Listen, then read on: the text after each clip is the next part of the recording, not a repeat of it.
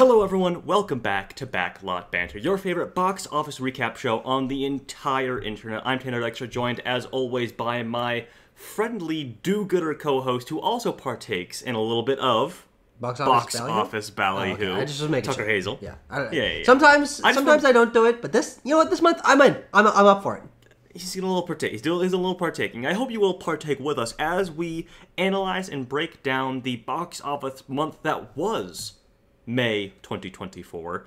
A lot of people were weighing in with their opinions on how the box office was faring this month. Yeah. So, we'll throw our hat in the ring. We'll also bring some facts and numbers to the table as well.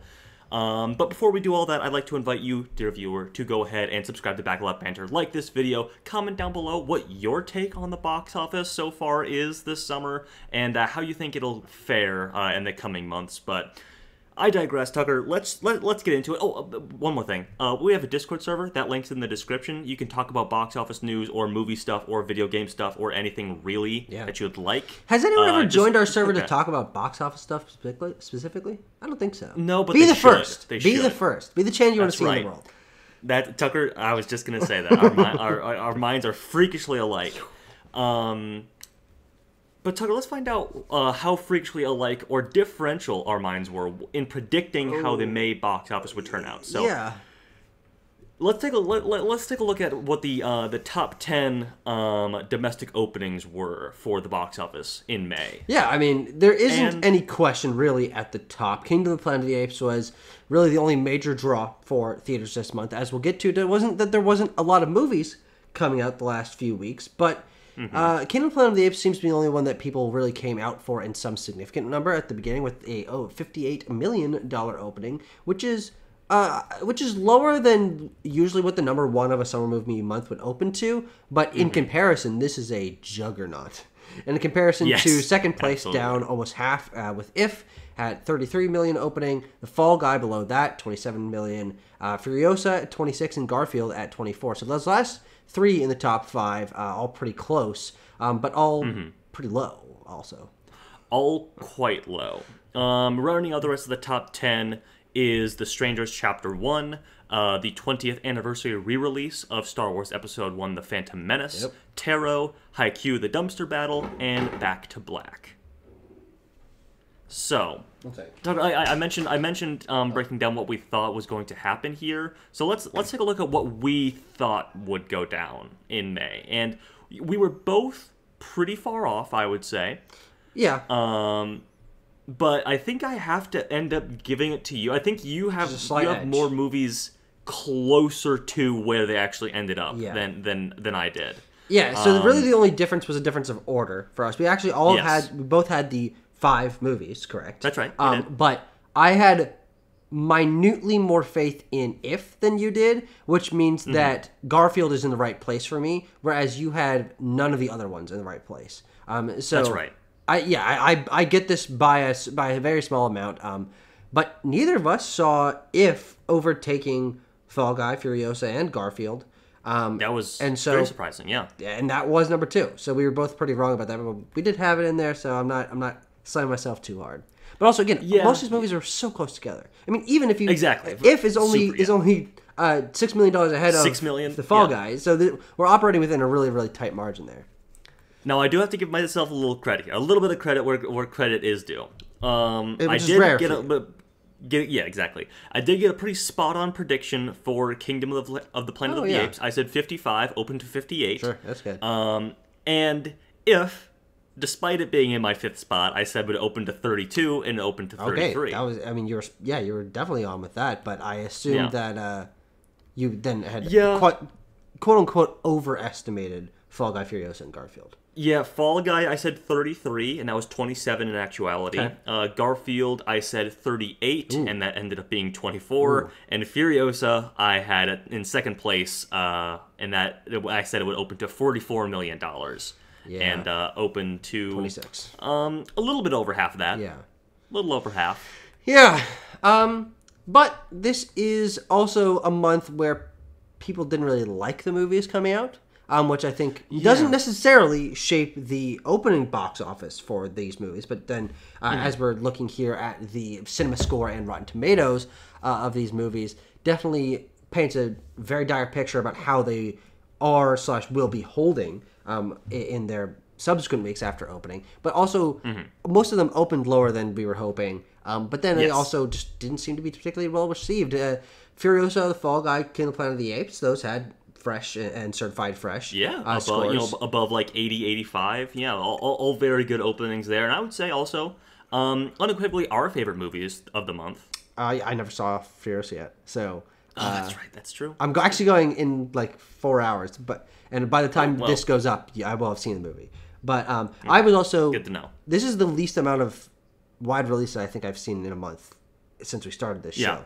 Because I went abroad, I've been traveling, and so I just kind of forwent seeing things. And I'm the kind of guy, obviously, because I run a show like this, I run a channel like this, and you and I are just absolute fucking sickos. I'm the kind of guy who's like, I'm sitting in Italy, I'm at the Coliseum, I'm like, man, when am I going to get to see Back to Black? Like, I'm messed up in the head. Tucker is taking in the wonders of human achievement, of architecture, hundreds, I'm like, I still haven't seen If, though. Our ancestors and forefathers, the structures that they built that have lasted generations, centuries, and he's like, God, when am I going to be able to see Garfield? Yeah, I mean, I wish I was joking, but I'm really not. Yeah. But this is just to... Tucker, I'd probably be doing a very similar thing, to be clear. But this is just to color the rest of the conversation here. I have very little personal thoughts on any of these movies, because Fall Guy and King of the Planet of the Apes are the only two that I saw. And I saw Taro. Yeah, I did see of course. Taro. How could you, Tucker, how could you forget? Taro, want to know how I could forget? That should have been first off the top of mind. Want to know how I could forget? It's Taro. That's how. Oh, interesting. I hadn't considered that. But yeah, this is a pretty poor month in terms of reception and box office, and mostly pretty bad for cinema score. So yeah, I mean, nothing to really like raise it up here. Yeah, I mean, a lot of rotten scores here on the Rotten Tomatoes side, and also a wide spread. I mean, this is the most that I had to like rearrange our typical orientation of the cinema score presentation here, because there's so many different grades being given. If with an A being the highest, the best received of the month is surprising to me. Crazy. But it's a family movie, and I actually think that it's pretty solid. Yeah. So if you don't go to the movies a whole lot and you're not thinking about them a whole lot, you're like, yeah, that's a great film. Give it a 9. King of the Planet of the Apes, interesting. I think that's actually the one that surprises me most. B is really low for that, and B frankly, is very low for a movie like that. What I was hearing from, it also doesn't necessarily reflect the Rotten Tomatoes score, but everyone that I was hearing in terms of online conversation, people seem to be pretty pleased with it. So I'm really not quite sure what contributes to it having a B. I actually heard back when it came out, when the cinema score dropped, and people were like, "Whoa, that's weird." I did see someone sort of looking into the ballots cast for this cinema score, and what it really was, there is that people were giving it A minuses, B pluses, whatever. There was actually just a contingent, a minority of it that was giving it like C minus or D. Sure. Some people who really didn't like this, dragging that score down. So I don't know. I mean, I didn't love that movie either, but I would not give it a D. It's an inoffensive blockbuster movie. What are you coming out of there and be like, that's a C. That's like apes. Taro. Those fucking apes can go fucking chunk monks for all they're worth. Yeah. And then The Strangers and Taro are horror releases of the month of low quality, with lower scores. Yeah. Very low quality. Look at those both sitting around 20% Rotten Tomatoes. That is goofy. Yeah.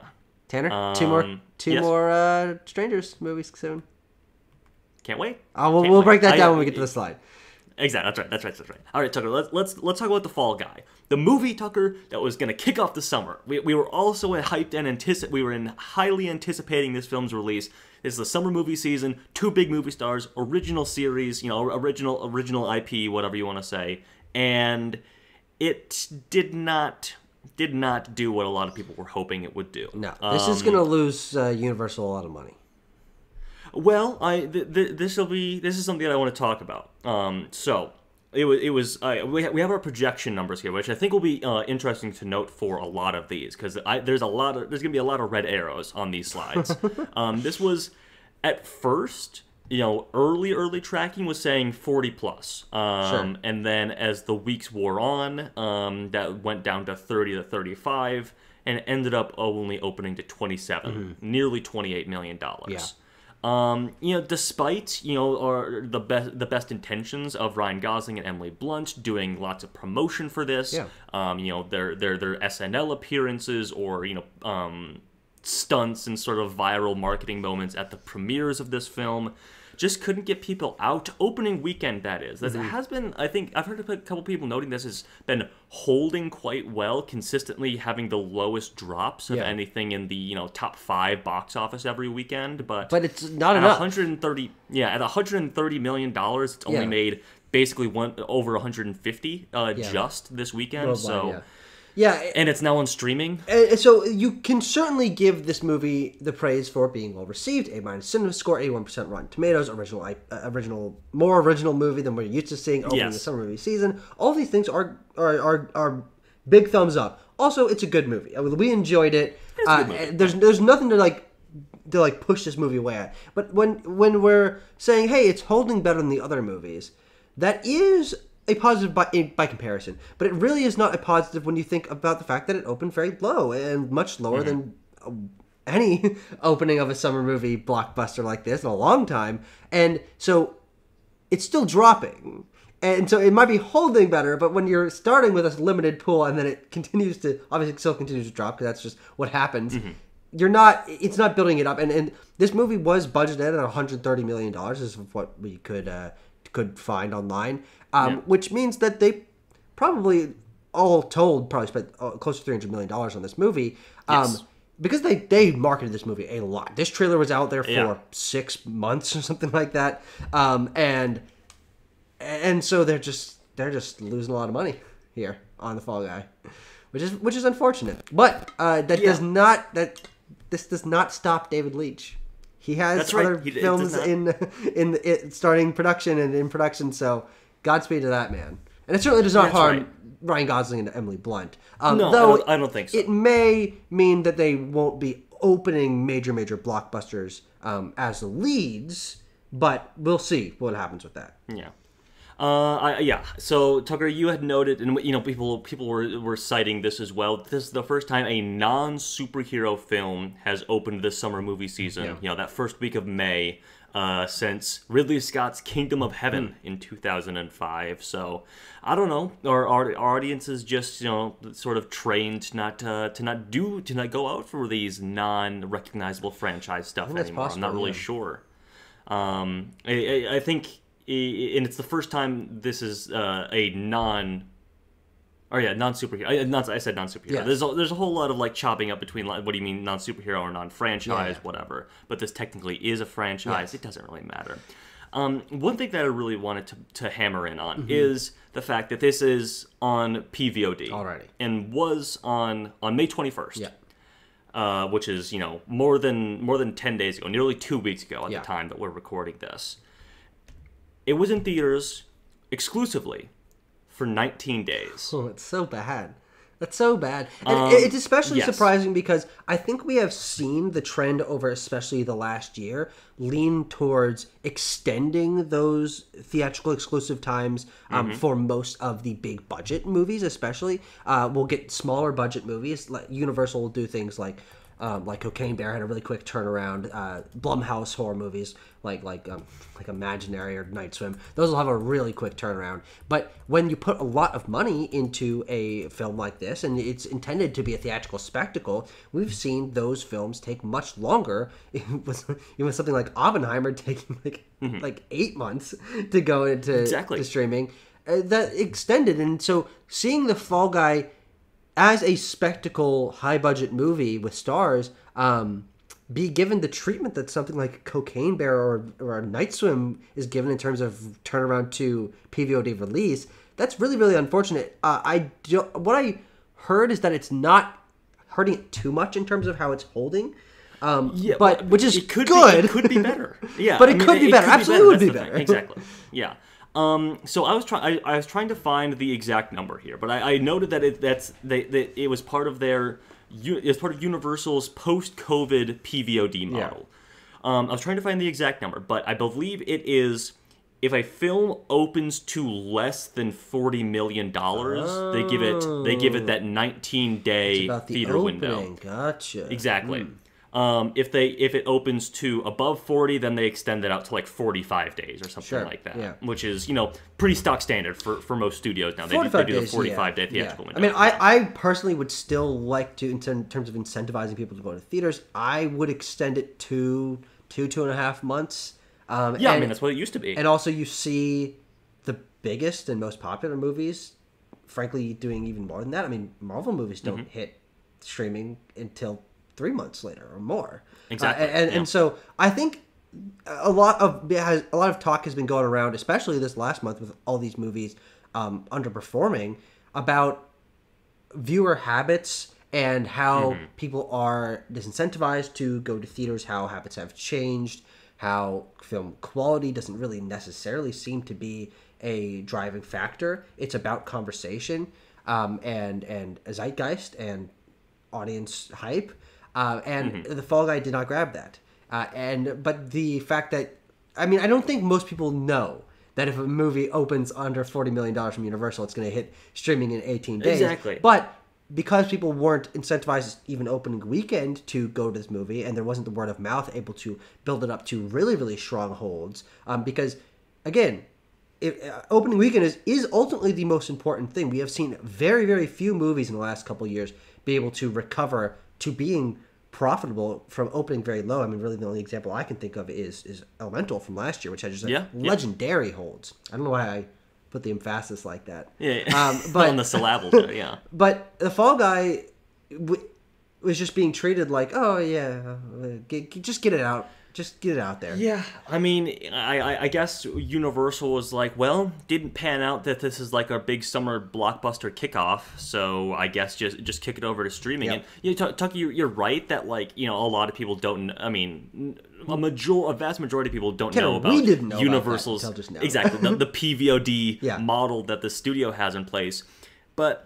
Like it seems so arbitrary, and I guess I would need to look at what the PVOD numbers for The Fall Guy were, like if they were making some solid cash off of this, but like I don't know, it just seems poor to me to abandon the theatrical model for that kind of thing, and like we just said, it's their model, it's their policy. But you mentioned Oppenheimer not hitting streaming for months and months after its debut, and so they can't just throw that rule out the window if they want. I don't know, but it obviously just shows that obviously Oppenheimer, a very different situation from The Fall Guy, of course, but regardless of how Oppenheimer did, there's no way that Christopher Nolan, especially after what happened to Tenet, would let his movie go to streaming anywhere closer than 2.5 months after it came out. David Leitch does not have that same kind of pull with the studio. But we got to give David Leitch credit for one thing, and that's Bullet Train looks pretty goddamn good in comparison.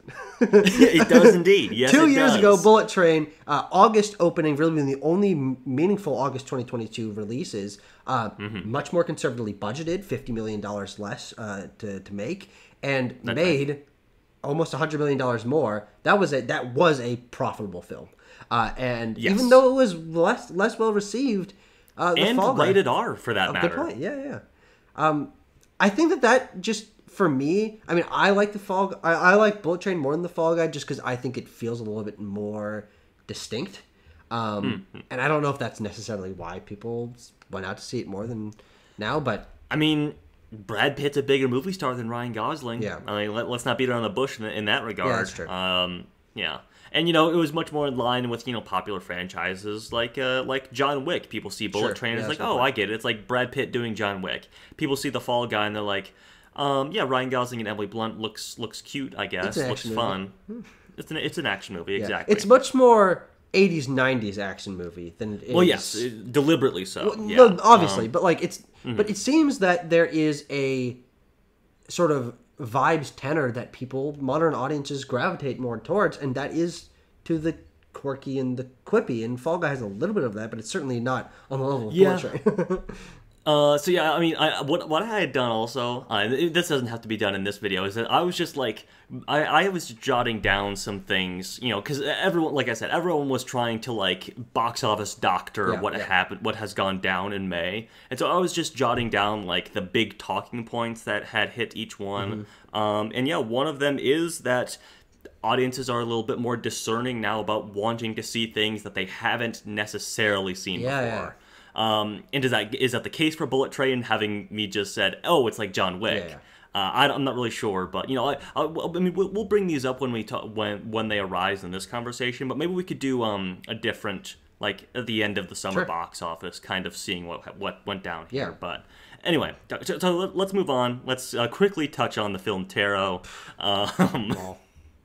That budgeted at $8 million, you know, it's a tale as old as time, especially this year. Extremely low budget horror film, ends up being quite profitable. Yeah. This one has made about $38 million so far at the which box means that office. they've made a lot more money on this movie compared to its budget than... I actually think that there's a chance that this is the most profitable movie compared to its budget that we're going to be talking about today. And Tanner, you know what I don't see? You know what I don't see? I don't see a red down arrow next to the projections there. Tarot actually opened slightly above the projected window. Of course, that was only a $1 million window, so it's not like that's... Exactly. There's a lot to work with there. But this is a bad movie. Frankly, it's a very, very, very bad movie. But yeah, one of the worst I've seen this year. But the interesting thing is, Screen Gems, Sony, these directors, the actors in the movie, they knew what they had. They didn't overblow the budget. They put the predictions out right, and they budgeted it correctly, and it made them money, just like very safely. $37 million is a small total gross, but that's not important that is a good thing. It's a good total gross when you only spent less than $10 million on a movie. I mean, this isn't a film that's liked at all, but I mean, you get that $38 million, you cash that check for $30 mil, and you know, you're off to the races. Yep. That's the budgets for 2 more movies, Absolutely. 3 more movies for Screen Gems. I mean, I don't, and there's not a lot else to say here. This has the lowest cinema score of the year so far. Let's go. So put that notch on Sony's belt, I suppose. We'll see. We'll see if that can be beat. C- is very rare. That's crazy. It goes. Low. Does it go to D? It does, right? Yes. I don't know if I've ever seen a D before in my life. Wink, wink, nudge, nudge. All right, Tanner. All right. All right. I'm sorry. But what I wanted to note here, Tucker, and this is I had to do a little looking for this. Last year, I mean, this year isn't looking especially good for Sony Screen Gems. Yeah. This is like their only horror offering of the year, it looks like. And that's coming off of a raucous and rocking 2023, where they profited a total of $230 million off of their horror releases alone. Now, Tucker, you have any idea of what those might have been? I got. Hold on. The Boogeyman was definitely one of those. No, that was Fox. That was Fox. Big, huge horror hit of summer last year. Part of a franchise, supposedly in the last movie. It was absolutely Insidious. Yeah. Insidious, The Red Door, also in there were The Pope's Exorcist, and if you want to count Missing as a horror film, then that as well. Yeah, but mostly Insidious. Yeah, mostly Insidious, and also The Pope's Exorcist did very solid for itself. What's the total on that one? Let me. That's a great question. Let me find that out for you. Pope's Exorcist box office. It made $77 million. Holy shit! Yeah. Wait, that's actually really good. Yeah. Huh. Off of a $20 million budget. So yeah, they made $50 mil off of that. That's bizarre. Yeah. All right. Yeah. All right. Never thought I'd hear about the Pope's Exorcist again. But so you'll be hearing about it quite soon with Russell Crowe's next Exorcist movie, The Exorcism. Yeah, coming out this month.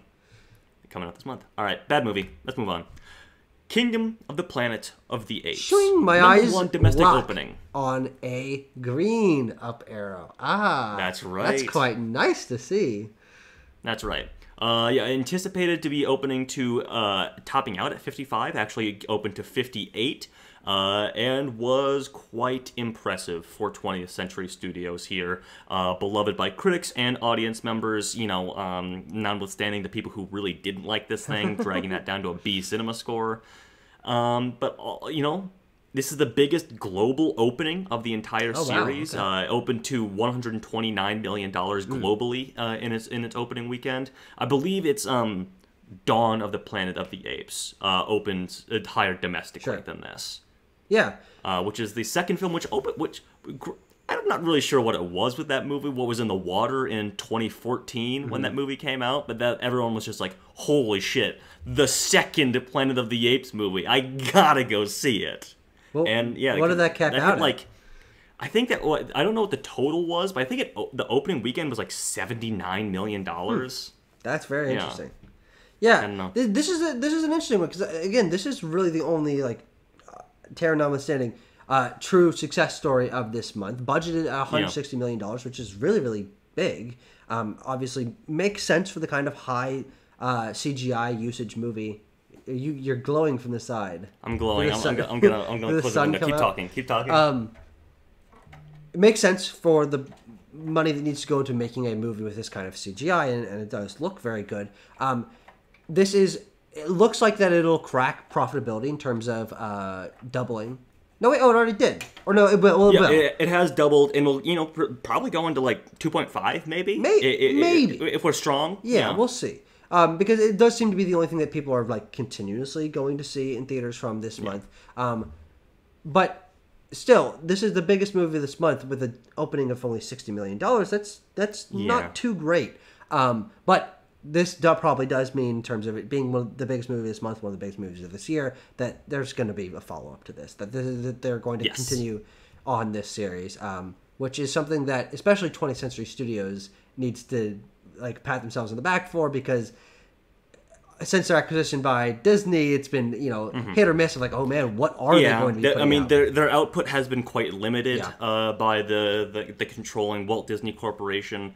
But through that like sieve, through that strainer, out came Kingdom of the Planet of the Apes, one of what will be probably the more profitable and more successful movies of the summer. And I can see this probably tapping out at 350 or something like that, maybe a little higher. But again, much like when we say, okay, this is a success, especially compared to the movies around it, it does seem to be at least profitable, period. But this, much like we could take a look at something like Battle of Songbirds and Snakes last year, is very, very small, not very, very small, but it's smaller in comparison, a significant step down from the previous entries in this series. War for the Planet of the Apes we have down there, totaled at almost $500 million, which is a lot more. And as you were saying, Dawn was even bigger. And so we're looking at movies, big blockbuster movies that are big for the current time, but then it even looks worse when you adjust for inflation.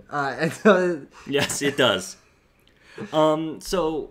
Speaking of our global debuts of this and how these films have fared, this is the first of the series to open in China.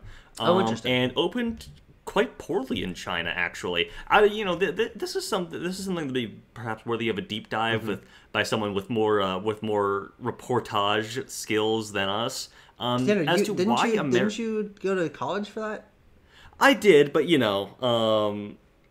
don't really have connections over at the Chinese box office. Well, but not that you can tell us about. That you can make public. But like, American movies haven't been doing super well with China this year. So Chinese audiences are also sick of American films. It seems. Well, it seems like the world is. Only opened to 11.4 million over in China. And, I wanted to bring up PLF screens here as well. That accounted for 41% of the global revenue opening weekend. That's pretty impressive. And 13 million of that came from IMAX specifically branded screens. Gotcha. So, remains true. We said it. We said it last month and perhaps the month before with Dune, that like, PLF seems to be a strong way forward for blockbuster films. You gotta have the PLF. You gotta have it for big blockbuster stuff like this. And if you can't get it, you can't lock it down for a week or 2 weeks, then you might be kind of SOL. Yeah. Well, there's one thing from this we can take completely and say, hey, this is an upward trend, and that's director Wes Ball. And Wes Ball had done the Maze Runner trilogy before this, and those films did not open to almost $60 million. They were all, I think, reasonably profitable, all things considered. I'm actually looking here. Wow, Tanner, guess the budget for the first Maze Runner movie. Tanner, you're going to be shocked. $75 million. Tanner? $34 million. $34 million? How do you make a blockbuster movie for that much money? Scorched Trials, 61. I don't know. A lot of it's just... And Death Cure, 62. This is awesome. Okay. All right. Good on you, Maze Runner series. By all accounts, not a great series of movies. But, yeah, hey, it is... I could probably count the amount of times on, like, 2 fingers that I have looked at a budget for a blockbuster film and be like, I'm shocked because it's so low. Like, yeah, exactly. Yeah, for sure. But, again, praise to Wes Ball for upping his game, for nearly doubling the opening weekend of his previous films. And, Tanner... He's going to be doubling the opening weekend with his next film, which is The Legend of Zelda. Oh, Zelda's going to be huge. That is absolutely going to open to $100 million. Yeah. Well, we can only hope, A lot of people are saying survive till 25. Maybe we'll be surviving till 27 or 28 for Legend of Zelda. Oh, no. All right. Anything else to say about Kingdom, Tucker? If. We're moving on to If. Oh, If. Oh, I thought you were starting... Okay, never mind. Imaginary Friends, If, as it is so confusingly titled in my mind, on a budget of $110 million, has just crossed $120 million at the global box office. This was presumed tracking to make anywhere from $35 to $40 million, opened below that, another red arrow for us to 33. Wasn't especially liked by critics, but hey, again, has the highest cinema score, highest audience cinema score of the month. So I don't know. I guess the people found it quaint. People found it cute, as did I. To a certain extent. And Tucker, this is where we cross into you having not seen a lot of these. So I don't know. Tucker, what's your outsider's perspective on the performance of If then? I think that this again just shows the disparity between the climate that these films were produced in terms of choosing their budget, development timeline, what the expectations were, giving a movie like this a over $100 million budget to where it would open and then subsequently land at in terms of its total gross. Now, this is a movie, especially family movies seem to hold it reasonably well. It also has only been out for 2 weeks. That it may get up to around 200 or over $200 million. And so then it will be much, much closer to profitability. It's also, I'm not exactly sure because we're not children, but what the, speak for myself. We're not exactly sure what the, how big toys and tie-ins and licensing things are. Right, it's very possible that a movie with this kind of colorful cast of wacky characters has a bunch of plushies and lunchboxes and things, and so that could certainly be factoring into the amount of money that they put into this movie. But again, we are not in the box office climate where a movie with $100 million, over $100 million budget should be opened into $30 million. That's just not healthy. I also have to say, why did If cost $110 million? $50 million went to Steve Carell. Well, yeah, I'm sure. I mean, you have a lot of your celebrity cameos in here, but surely John Krasinski could call in some favors. Ryan Reynolds could call in some favors here. He did. Yeah. Oh, that's true. He also, if this would have cost $200 million if he wasn't calling in favors. his favors also called for paychecks, it seems. I mean, this is a co-production between Reynolds and Krasinski's production companies there. Yeah. And they both have, I noted down at the bottom here, it's part of their, I think the first of their collaborations as part of their first look deal with Paramount. Yeah. And Paramount went pretty crazy earlier this year with the signing deals like this. That's right. And this one, it is yet to be seen if this will really pay out for them. Again, I think that it is probably safe to predict that with tie-in merchandising and things and a couple more weeks of grabbing box office, that this will cross into profitability where we be looking at doubling the production budget, 220. I think that it'll get just below that when it finishes up. But I also could be surprised. There's a couple of other family movies competing for it, and so it's yet to be seen which one will really be dominating. But again, Tanner, let's remind ourselves, this was the number 2 highest opening of the month. People were more interested in going to see this movie opening weekend than Garfield, and Garfield's a thing Furiosa. that they recognize. Well, I'm just talking about families. Oh yeah, family films. Yeah, sure. So this, I get you. Obviously, it's not going to be bigger than Inside Out coming out soon. Inside Out, yeah. But it could be the secondary family film of the summer. Yeah, for sure. Tucker, we'll actually get to Garfield and how that is sort of already outperforming already. So probably should have noted that there, but ultimately, that's okay. Tanner, this is the least that I followed the box office in a long time, and I don't know if it's showing in my box office commentary, but it obviously did a little bit there. Usually, I would have watched. By now, I would have watched James Hancock and Grace Randolph and Dan Murrell. I would have obsessed over those in the last couple weeks. I have not watched Movie Math or Charts with Dan in almost a month, so I'm less informed than I usually am going into this. That's okay. Yeah, Chuck, that's all right. But yeah, I mean, what's also interesting about this, we had mentioned China in Planet of the Apes here. If also not doing very well at all in overseas markets. It opened early there in France and a couple other European markets, like on May 10th or early May, and has been really disappointing over there. Has made half, less than half, I would say, than the domestic market, which is not something that we typically see. Those numbers are a little bit closer typically. I don't know what it is, but I guess. I don't know. For American audiences, it's got to be like all the stars in the cast list that makes you like, oh, maybe I should see that. But for overseas markets, do those matter as much? It's not only do they matter. Do they see the names? It's not only the matter. Yeah. Do they even count? Like they might. Most of these voices are for animated characters. It's totally possible if the film is dubbed in a major capacity that those voice actors aren't even in the film for international releases. Yeah, true.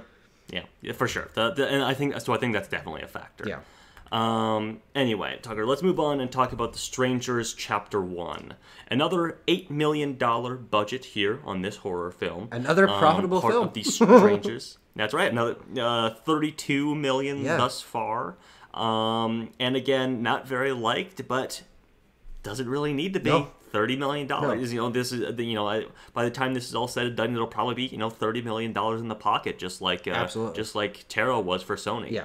No. Yeah. There's actually very little that we can add here that we didn't talk about in terms of Tarot, other than the fact that this is an attempt from Lionsgate to start a horror franchise. Well, it's not an attempt. This is happening.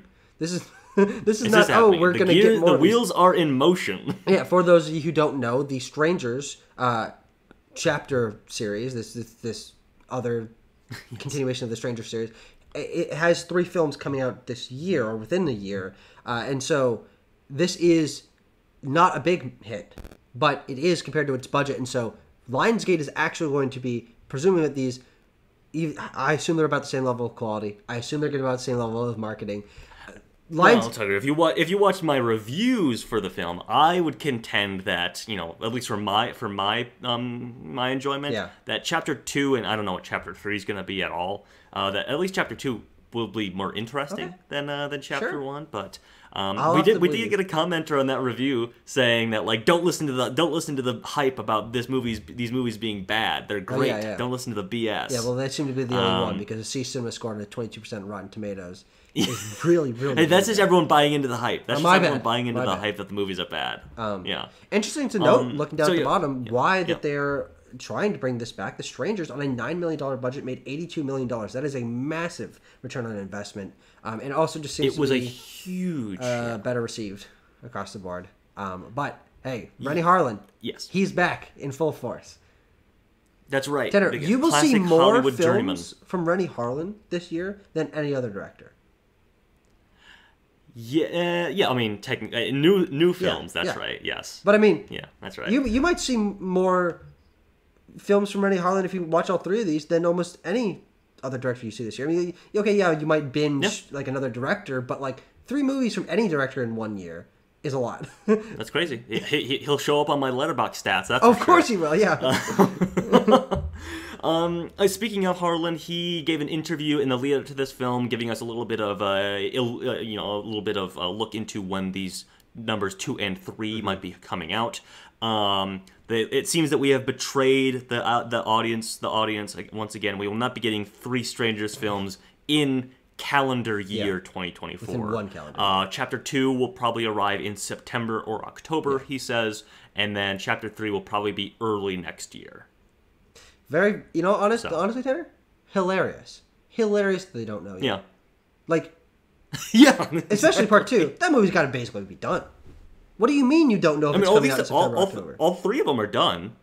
Sure, well, sure. I mean, I'm like editing and stuff on the other. Oh, sure. I see. But what do you mean? Like, what? Just choose. What are you waiting for? You can pick any date that you want. I mean, you can lots of people. Hey, Lionsgate. I don't know if you know this. Here's a little secret between you and me. Lots of companies actually do choose months in advance when their movies are coming out. It's typically a thing that is done regularly and has been done regularly for years and years. Now, Tanner, you're giving Lionsgate some advice, but Lionsgate is making millions of dollars off of this movie, and they're going to do it on the other 2. So they don't need your help. They have millions of dollars in their pockets. No, that's fair.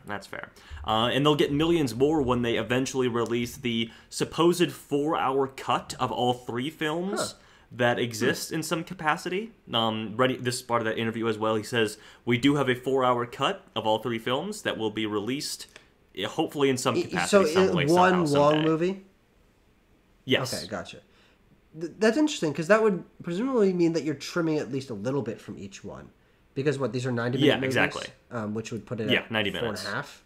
If you were to watch all of them back to back. So, Yeah, okay. I mean, I'm sure there'll be a bit of a recap at the beginning of 2, and then 4-2 at the beginning of 3. Yeah. So for 1 and 2, maybe. Yeah. He also might mean 4-hour in terms of it's between 4 and 5 hours. Gotcha. Yeah. But that's an interesting prospect. Though I cannot imagine if we watch all 3 of these movies that we're going to want to watch a 4.5 hour long Strangers movie. Hey, if 2 and 3 end up being good, maybe I'll just fast forward through the first hour and a half of the 4-hour supercut. Yeah. Anyway, another stinker, Tucker. Another stinker in Back to Black. Yeah.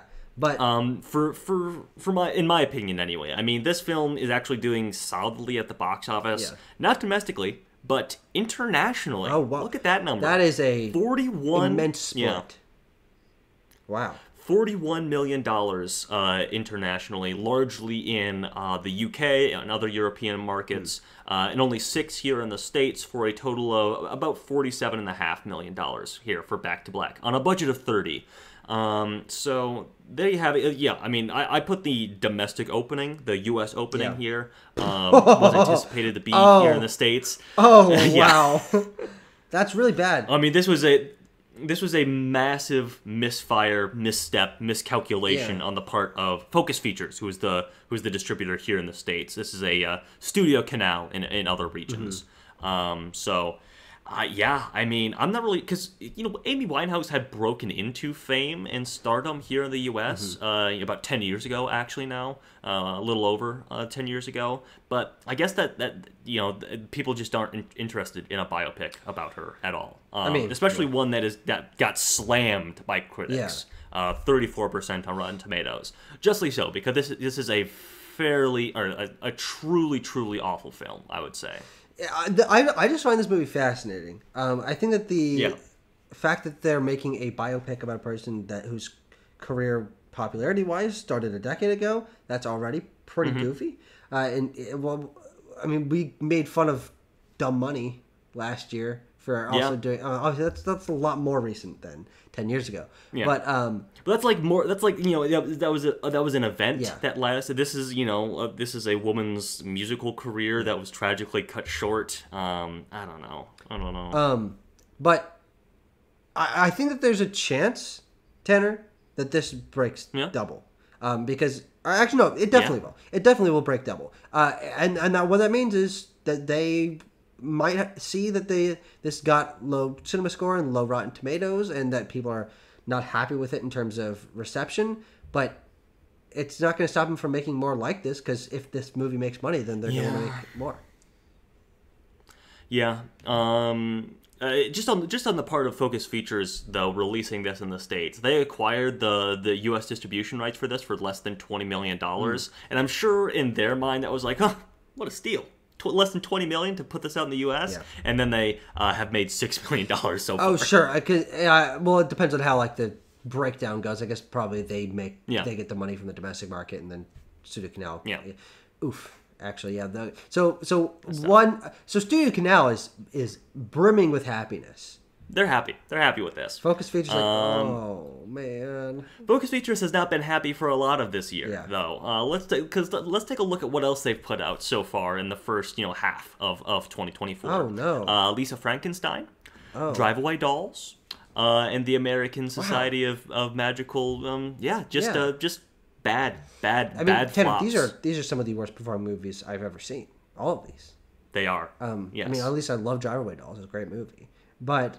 Exactly. Lisa Frankenstein. Oh my god.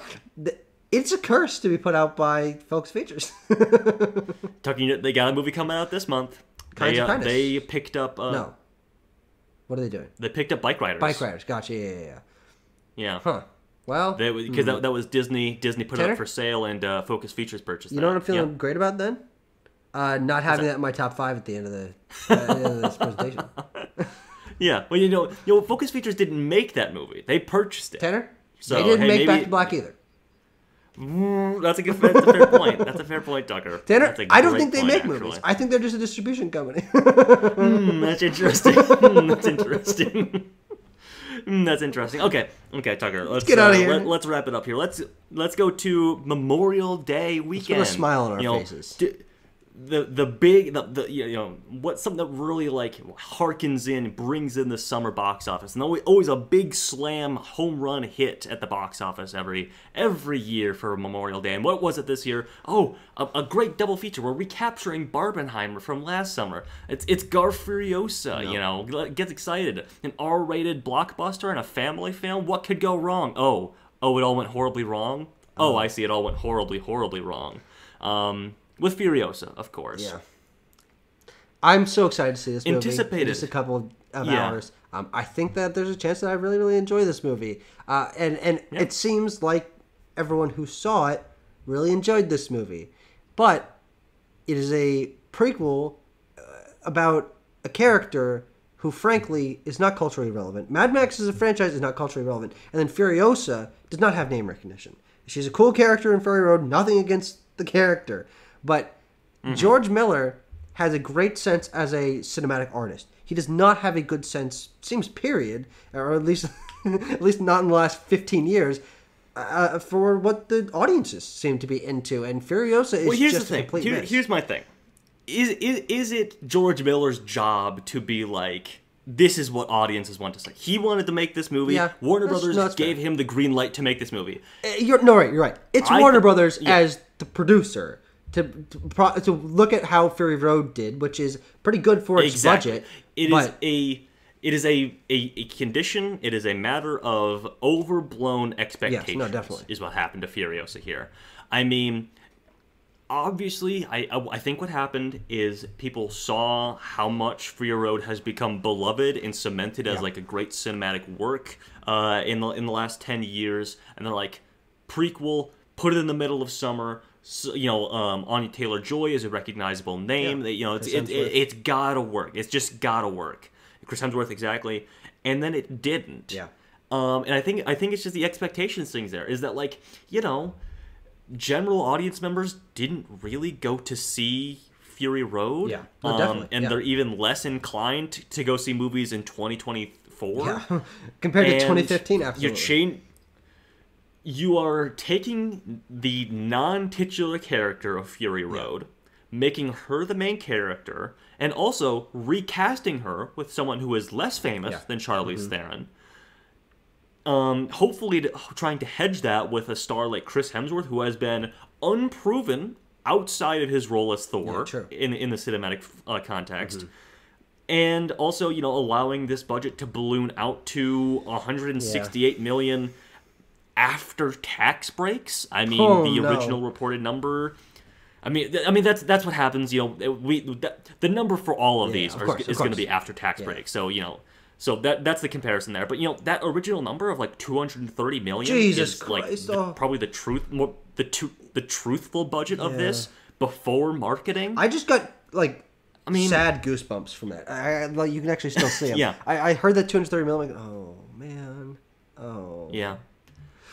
And then the thing is, I think I can paint all of this in a totally interesting light in comparison to so many of the flops that we've talked about over the last couple of years. Things like last year, like Dial of Destiny and Haunted Mansion and The Flash that had massive budgets and were really bad movies. And no one went to see them, and they didn't hold because they were really bad movies. But by all accounts, Furiosa is an awesome movie, and George Miller is a well-respected and an enjoyable filmmaker in terms of I just like his personality. And so I look at this and I'm like, man, I really only criticize Warner Brothers and I guess also audiences for not having better interest and taste in film.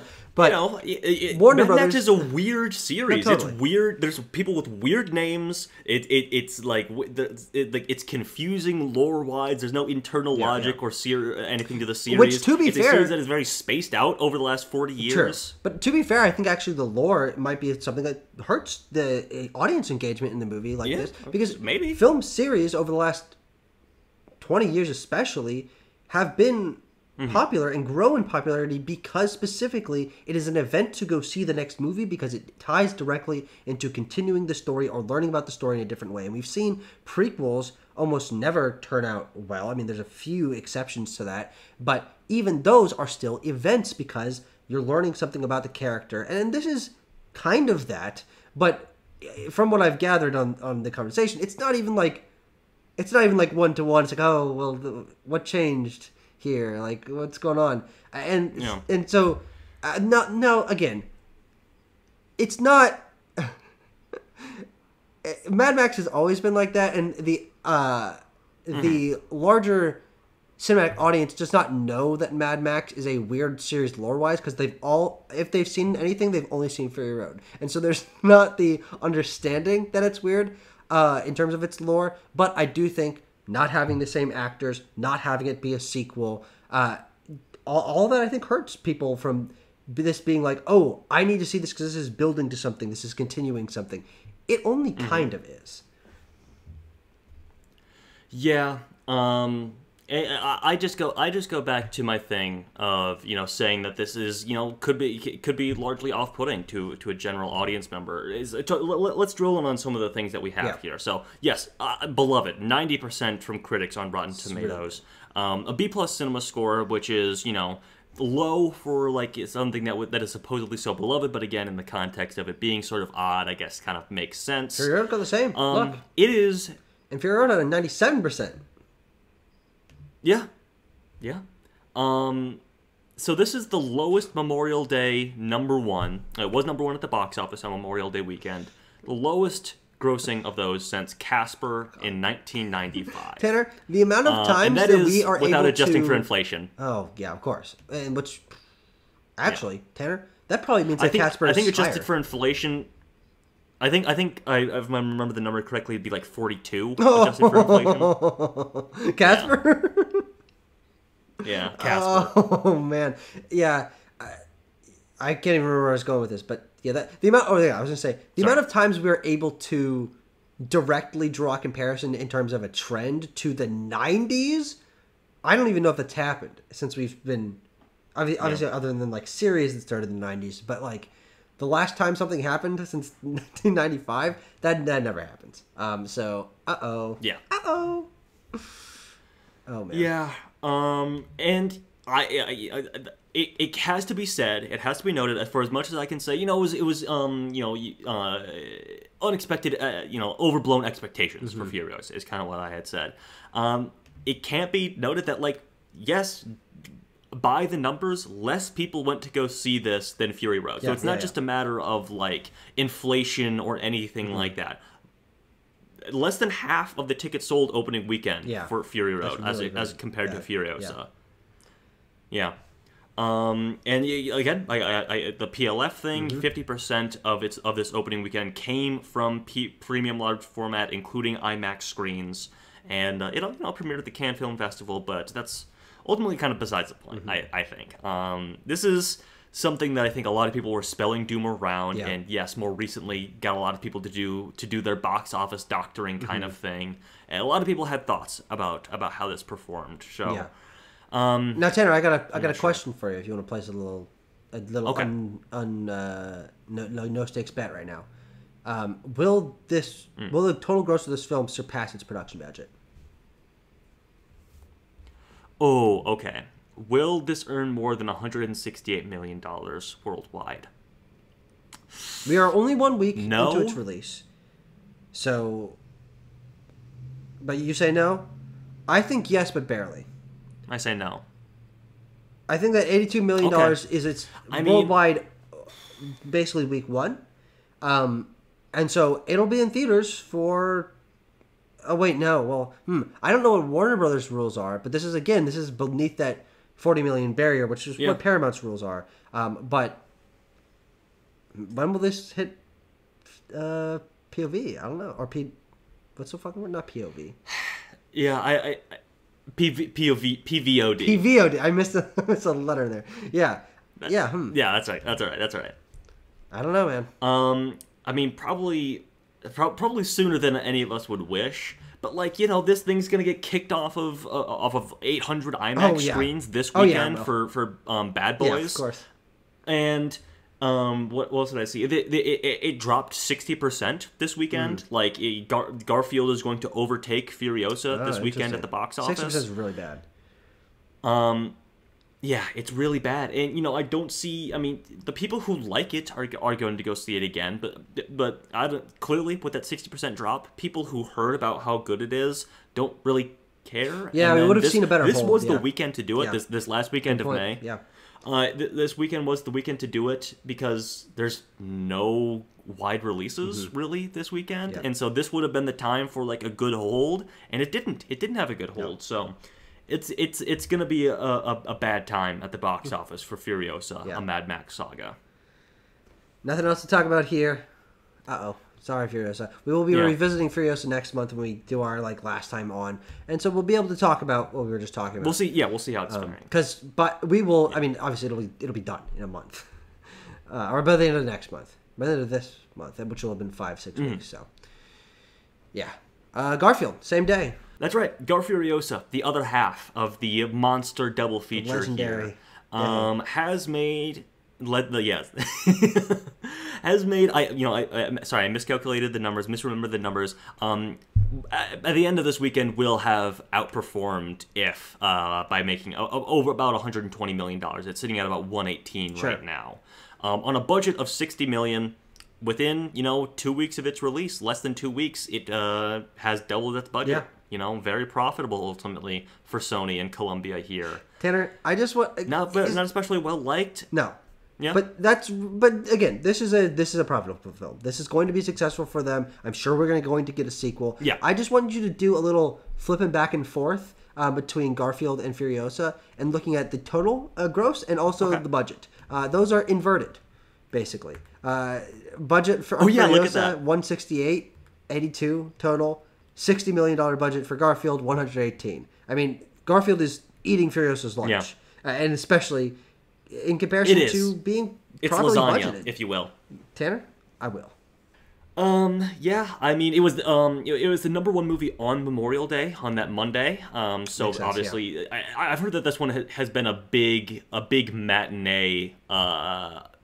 Big matinee film. Yeah. Saturday it was number one, I believe, and then again on Memorial Day was number one with those matinee showtimes. People bringing their kids out, stuff like that. It is suspected or expected rather to be the number one this weekend with only around a 50% drop. Yeah. And that's actually pretty rare, though. It opened quite low. It's rare for a film to jump back up to number one in the second week of its release, or for the order to change in that way. Yep. But you're right. It did open low. We were looking at the projection there of a $30 to $35 million window, and only opening to 24 is actually pretty bad in terms of a jump down. $6 million is a very, very solid chunk of that. But for a $60 million budget, like it's still fine. It's certainly more passable. Yeah, totally. Yeah. But again, to look at the box office from last year. At this time last year, we were gearing up, or this weekend was the release of Spider-Man Across the Spider-Verse with a $120 million opening. Holy shit! I want everyone to just remember, class. Yeah. Think back. There's a little pop quiz. What did the highest opening movie this month open to? That's right. It was King of Planet of the Apes. With what, like 66, something like that. And last year we had 120. 58. Oh, 58. Sorry, but it's still in that area. 120 was Across the Spider-Verse last year, which I believe was the highest opening of that month. So it's not like there was something bigger than that, but still. Oh man. Yeah. But I mean, Sony will ultimately be happy with Garfield. Like you said, Tucker will definitely get a sequel. Yeah. I guess not a whole lot else to say other than sort of weird and strange, like you said, that this will be jumping to number 1 in its second week of release. Yeah. Tanner, that wraps up our specific slides for specific movies, but we have our little recap stuff. The next slide is the last time on Backlot Banter, and let's get a look back, Tanner, back to the month that was April 2024. And take a look at First Omen, Monkey Man, Civil War, Abigail, and Challengers, and how they held up over the weeks after the month that we covered them. And the First Omen didn't do too much, but it was already out for over a month at the time that we recorded, so that's to be expected. Same with Monkey Man. Civil War, in an additional month, actually picked up an extra $20 million, which is pretty good. All things crossed $100 million. Good stuff. Yeah. Good stuff. Which again just continues to prove that it's one of the biggest hits that A24 has ever had. And Abigail, an extra $10 million is okay, but it's good. But this is still, I wouldn't say no. I would. Boy, I would say yes. But still, for what this movie should have done, that's still not great. Yeah. And then, Challengers actually did very well. Obviously, it's the most recent one we talked about in April. Seems to be topping out at close to $90 million. Yeah. On that $55 million budget, is not super profitable. But again, I think we talked about this when we talked about Challengers. Like, it was Amazon MGM really looking for this to turn a profit in theaters, or were they looking for what they got, which was a huge cultural talking piece that is going to do quite well, quite good streaming numbers when it hits Amazon. Do we have a date for that? I think I've heard July is when it's going to happen. That's interesting. Frankly, if I were them, I would do it in 3 weeks or something like that, when it's really just completely left theaters. And frankly, let me give a little advice to our friends here at the studios who are all watching this. Wait till your movie stops making money in theaters, and then just drop it on streaming, or PVOD, I guess. That would never work. It would never work. You don't understand. But also, I think my point mostly is, don't set an expectation that it's going to be happening at a certain point, because it's the fact that something like The Fall Guy fits into a certain threshold, and that's why you put it out, is why people are less inclined to see it, because I can see this in a couple weeks. But if they have no idea, if it ranges based on how well the movie is doing, why don't they think about this? What's wrong? They're too busy. They're too busy not paying their actors and writers. That's why they don't think about it. They're too busy counting their dollar bills. That's right. That's what they are. Okay. Tucker, let's see how our scores, our feelings on these films varied from 2024 to 2023 of May. Quite a bit worse. Yeah. Quite a bit worse for this year. I mean, yeah. Again, this is not reflective of both of ours. Yeah. You only saw half of these. I can't imagine I will disagree with you on the other 4 that I haven't seen. Yeah. That's a fair point. Yes, even a 9.6 for Furiosa, which is actually a combined score for me and Abram Buhner, who was with me on that review, could not drag this up to last year's 6.9, which was a balance between only 3 films: Little Mermaid, Fast X, and Guardians of the Galaxy Volume Yeah, it's interesting because you look at the majority of the films from this month, and actually half of them we thought were good, if you thought was fine. But it really is Garfield and Taro that are dragging this down, because if those had been okay in our estimation, it would have easily surpassed 2023. It also just more, literally double the amount of movies. That just means there's more chances for things to screw up. Yeah. Because we got more movies that we liked this month than last year. And I would prefer there to be 6 movies, some of which I didn't like, some of which I did really like, than basically only 3 major releases for the entire month. I mean, that was really, really poor last year. It was strange, yeah. I mean, it was also by nature of, because like there were things like the book club sequel that came out, but it was mostly by nature of like people not wanting to release anything the week after Guardians. Yeah, so. and Little Mermaid and Fast and Furious those are 3 major releases. Exactly. And when frankly Disney, or I guess in Fast's case Universal, are putting out a major tentpole release, usually you don't see any bonus movies coming out alongside other wide releases. And in the case of Marvel, usually there's a birth before or after, and so that led to there only being 3 releases that month. Yeah. So it makes sense, but also, man, 3 movies? Yeah, man. But also, I just want to... 2022, yeah. Yeah, and 2022, actually, that was a fun month. But we just got to think back to last year, how good we had it. Yeah, okay, only 3 movies. Those 3 movies made a lot of fucking money, dude. Those 3 movies made a lot of money. All 3 of those movies were in the top 10 highest grossing of last year. And maybe one of these will be. Maybe Kingdom of the Planet of the Apes will hang around till the end of the year. Yeah, I mean, we'll get there. We'll get there in a few slides. But Tucker, but first, I wanted to take a little tracking. Take a look at a little tracking as to how we are comparing. So I have 2 graphs here. This first one that we're looking at right now is the monthly box office from 2023 to 2024. So basically, the total in January, February, March, April, May as individual blocks. And there you can kind of see we've only the only month this year that was higher than the corresponding month last year was March, and that was because of Dune 2. Yeah. And Kung Fu Panda is what I meant to say, to a certain extent, but that's the only time that we crossed the same point last year. Yeah, it's interesting that is such a change. I mean, we don't have any other years to compare how usually the year maps out in terms of bigger releases spiking and changing like that. But last year was pretty strange in terms of April actually having one of the biggest releases of the year, or frankly one of the biggest releases of all time, in the Mario movie in last April. And so that what is that, like $800-900 million there for the total month of April of 2023. That's something that we would not have expected, just given that Mario was such a colossal hit to be recaptured. But then you can also see Mario holding into May, and then May being boosted by Guardians of the Galaxy and Fast and Furious and Little Mermaid, and this month having everything underperform. Like, the worst thing you could have said about April into May of last year is, oh, Little Mermaid's not a billion-dollar picture. But it's still stupid profitable, and it made almost $600 million. And Fast and Furious cost way too much, but it still almost made $1 billion. I mean, we just came off of just how much our box office discussion has changed.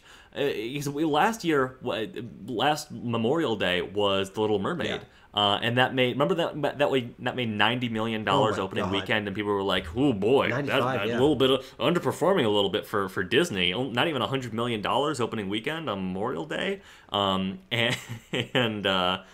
Furiosa got 25, 26. Yeah. Bad. And it's also just funny to see. Actually, we can see one area where the tracking is probably pretty accurate in terms of how things compare, and that's January to February. You can see that they follow basically the exact same drop-off, which is mostly because even though January movies are usually less interesting than February movies, January also has the holdover from late December films, and we saw that both for 2022 into 2023, and then the same for 2023 into 2024. And then March weird with Dune this year, and April weird last year with Mario. but Dune also didn't hold over into April, and so April just tanked. And there were basically no major releases last month. I mean, exactly. Civil War was kind of the only thing. We just talked about it with the major release of last month was Civil War. Yeah. Like that was the biggest deal. The other graph that I have here is the total year-over-year change. So we are tracking how much the box office has earned as a total, domestically, of course. And so we have a steady upward click there in 2023, and 2024 is looking a little sickly, looking a little rough. We're leveling off quite a bit faster than we were last year. Yeah. With a total, I mean, this really brings into perspective like when things started going wrong. Sure. Truly, I mean, March this year and last year we were quite close, and then we just completely diverged. Yeah. Going from March to April, and then further from April to May. I mean, you can definitely say. I think that you can say for April, what's the narrative of April? No major releases. If one of these summer releases frankly, if one of these May movies had come out in April, it would have easily been the biggest movie of April, and that would have meant that had ticked that just a little bit higher. And then May, the narrative is that even the biggest stuff is underperforming, and why are people not going to the box office? And so you can just see those narratives stacking up versus January and February, which were really bad. Tanner, I don't know if you remember, but January and February this year were really, really terrible. But then it's actually interesting that it wasn't actually that much worse than 2023, even though in my mind I'm like, holy shit, it was so much worse. Yeah. I mean, and in the grand scheme of things, let me pull up the difference between January 2023 and 2024. Yeah, I mean, this year, the gross of January's box office was actually $495 million. And in 2023, it was $584. So yeah, less than $100 million difference starting off the years. Yeah. And then it was just off to the races in 2023, and not the case this year around. No, and also the unfortunate thing is now we've basically just lost a summer movie month to make a bunch of money in terms of the box office trying to recover. You can't say that this month that the studios did not try to put out films. There was a lot of films released. They appealed to a lot of different markets. They were varying quality, but the audience just wasn't there for it. And we will see what that means for June and July. But usually you go May, June, July, building over the course of the summer, and we are starting at a very, very low start to the summer movie season. Yeah. And, I put the percentage difference there. I'll keep that in for every month that we do this, too, just how much down we are. Sure. And I remember talking when we were doing our 2024 box office predictions, and we were like, okay, well, we're incorporating in experts, pundits saying that this year's box office is going to be down. I think it was around 19% we'd be down this year. And right now, we are down 27%. That's so funny. We will see. Is it going to get much better?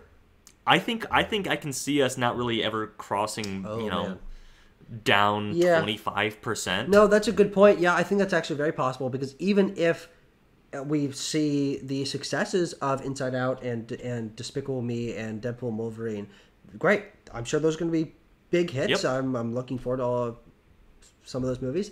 But then it has to contend in terms of a comparison to Barbie and Oppenheimer. Yeah. And so, there's no way any of these movies are... I mean, they might be around the same level of success, but they're not going to be as big as Barbie. I agree. I actually agree. Because at first I'm like, what do you mean? Of course, all these successes... I think the only area where we might be able to make up some ground is if the November and December movies are... Oh, yeah, the fall. Last year. Yeah. But I mean, we would have to hope, because last year's fall was impacted by the strikes, and we're obviously still dealing with the fallout of that right now. But that's the only place that we have to cross over. And what are we doing? What do we have to contend over there? Wicked, Gladiator 2. Yeah, no, it's interesting because the change in the percentage, I've never really thought about in this way before, comparing year to year. But really, the only way for 2024 to gain any percentage on 2023 is for movies that released in its month compared to last year's same month do better. It's not. Exactly. It's not about making money. Period. It's about doing better than last year's That's right. movies. That's how you make up ground. June, the month that we're in now, is not going to be bigger than June was last year. June had so many releases, and some of them underperformed, but even the underperformances were still making a lot of money. And there's just not as many major releases as we get to. It's crazy to think about that studios would trade underperformances this year for underperformances last year in a heartbeat. Of course, they would take 2023 flops in a heartbeat as opposed to 2024 flops. Yeah. Okay.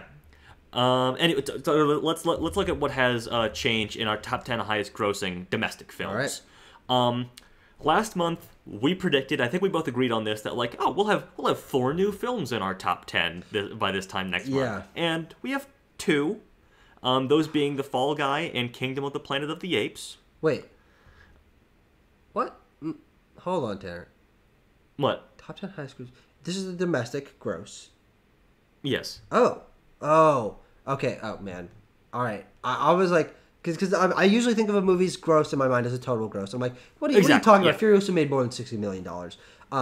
But domestic, no, it hasn't yet. It will. It will surpass The Beekeeper. Actually... Yeah, it'll be actually very interesting to see if how many of these May movies will make it onto the top 10 of next month. Because, well, actually, I don't know. I think the bottom of this list is going to be very, very different by the end of next month. But my point being is that last month we were so sure that 2 weeks, of course Furiosa will make $100 million domestic, easy, no problem. Same with Garfield, easy. Yeah. No. Yeah. Nuh-uh. Not happening. But if they had, Tanner, they would be number 6 and 7 of this list. And I think we were also probably thinking around the same for Fall Guy, and Fall Guy hasn't even surpassed Bob Marley. Fall Guy has not even surpassed Bob Marley. Oh, I really just want some stuff to take out Ghostbusters. That's what I want. That's all I really need. Yeah. That might stick around the top 10. Oh, I'm sure Ghostbusters will stick around. No, I mean, what do you think it's possible that stays till the end of the year? Will we have 5 movies, 5 more movies this year, 6 movies this year that will make more than 113? Tanner? Tanner, I don't know.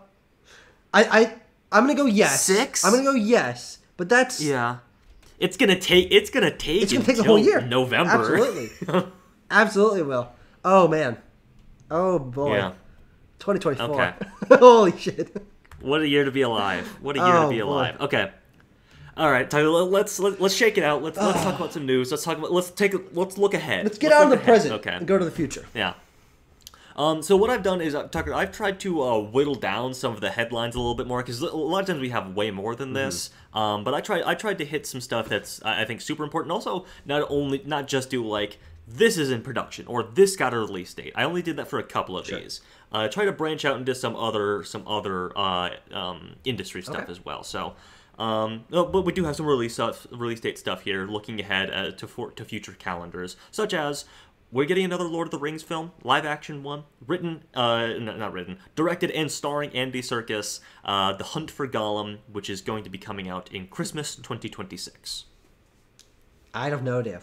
I cannot vibe check this. I don't know how big Lord of the Rings is as a box office draw right now. We will have a sort of a half attempt at that with War of the Rohirrim later, but that I don't know. And again, Tanner, this feels like the Furiosa it's like the Solo of. It's kind of almost more confusing than a Furiosa, because it's like. From what I can tell, and I don't know what the chronology of the books is really, but this takes place in between the Lord of the Rings trilogy, in the middle of that story. That makes sense. Yeah, I guess it can't take place after, because spoilers, Gollum dies. But anyway, I don't know what that'll entail or how this will entice audiences. But and also, I don't know. It's Andy got a Christmas Serkis slot, so Andy Serkis, bad director. And so frankly, I have no faith in this movie. Yeah, I mean, he'll be directing himself, so that's something. Sure. I think he also probably voiced the character in Mowgli, which he directed. Did he voice a character in Venom Let There Be Carnage? I don't think so. Oh, damn. Very funny that he directed that movie. That's a goofy piece of trivia. That is weird, isn't it? Who's directing Last Dance? I don't know. Hold on, I'm just curious. I don't know either. It's some. Yeah, I don't know. Venom? Venom, yes. Venom's directing it. Brad Pitt and Joseph Kosinski's F1 racing film Apex apparently has a budget of about $300 million. And first time got a director release date for Venom, Last Dance. Someone named Kelly Marcel. Oh, okay. Good for Kelly. Okay. Good for Kelly. That film, Apex, will be releasing on June 27th of next year and has secured a 2-week IMAX run. Okay. That's tough. That's big. Yeah. That's big. That's a big get. I mean, but if it's coming from Joseph Kosinski, it's like, look, yeah. If there's anyone that you're going to give the faith to for multiple weeks, it's going to be him. I think this will be a cool movie. I have faith in Joseph Kosinski. I like Brad Pitt. Mm-hmm. What are you doing to giving any movie a $300 million budget, let alone a fucking racing movie? This is no an Apple shot. TV film. This is Apple Studios. Apple's so stupid. Stop giving such big budgets to these people. I have to presume that this is because they had to stop and start production to coincide with the F1 racing season. Sure. And also, hindering that industry is going to cost you a lot of money as well. It's a very expensive industry. That makes a lot of sense, actually. Yeah. So, realistically, with the Joseph Kosinski's commitment to realism in his movies and to the craft, there's no way to make this movie for cheaper unless you unless you have someone unlike Joseph Kosinski who's willing to just do these on other tracks and CGI things in, which is how any other director would have done this. But you hire Joseph Kosinski to make a movie about people in vehicles. He wants those vehicles there. He wants to be on those vehicles. He wants to be on the location. Damn right. And Godspeed to him. I love him for that. Yeah. But that $300 million only makes sense when you put it through the lens of Joseph Kosinski is the director of this movie. And any other context, like, no way. An original racing film, Brad Pitt. The 2-week IMAX run, though, I found this interesting. If you're a release calendar junkie like myself, and you know what's coming next summer. This really screws over this untitled Jurassic Park film. Oh, interesting. That falls in the 2-week run. So I would anticipate that's going to move. Absolutely. They want an IMAX run for fucking Jurassic Park. Yeah. That's interesting. But they've been casting that recently. I think the script is completed. That movie needs to move anyway.